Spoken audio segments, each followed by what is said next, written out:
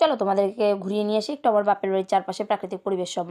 তো রাধে রাধে, শুভ সকাল বন্ধুরা, আশা করি সবাই ভালো আছো, সুস্থ আছো। তো দেখো ঠাকুর ঘরের এই পাশে দেখিয়ে নিলাম অ্যালোভেরা গাছ, এদিকে দেখো তুলসী গাছ, আর তুলসী গাছের সাইড দিয়েও অ্যালোভেরা গাছ আছে, লঙ্কা গাছটা আছে, এদিকে দেখো কচু গাছ, এদিকে দেখো এই ফাঁকা জায়গাটা দিয়ে অনেক তুলসী গাছ ছিল, অনেক তুলসী চারা ছিল দুর্গাপুজোর সময়, সেগুলো উঠিয়ে দিয়েছে কারণ বাড়িতে ধান এসেছে। এদিকে দেখো রাম তুলসী গাছ, বরবটি গাছ, আদা গাছ, আরও কত তুলসী গাছ, দেখো অনেক ঝোপঝাড়ের মতো তুলসী গাছ হয়েছে, অনেক তুলসী পাতা, অভাব নেই।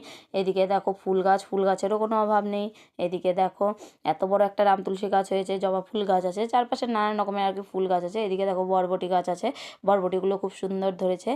আর এদিকে একটা লম্বা গাছ দেখাবো, সেটা হলো জয়ন্তী গাছ। এদিকে দেখো মানি প্ল্যান্ট, আর এটাকে কি বলে ঠিক আমি জানি না, স্নেক টাইপের।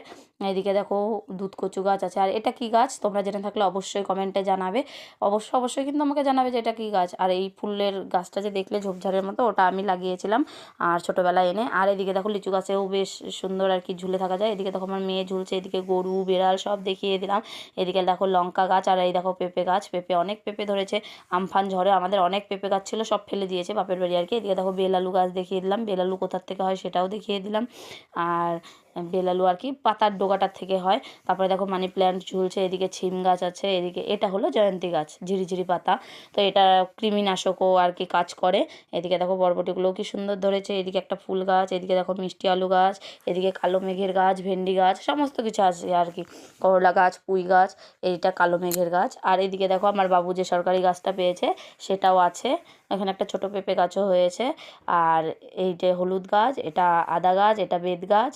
আর এদিকে যে বাবু পেয়েছে সেটাও চলো মেহাগিনি দেখতেই পাবে। আর ছোটো ছোটো পাতা দেখাবো লাস্টে, ওটা হলো টক পাতা, ওটা আর কি জ্বর টর হলে মুখে যখন রুচি না থাকে তখন খাওয়ায়। তো তোমাদের যদি কারো হাতে ব্যথা ট্যাথা না হয়ে থাকে তাহলে প্লিজ একটা লাইক করে দিও ভিডিওতে, আর ভালো লাগলে অবশ্যই কমেন্ট করে শেয়ার করে দিও।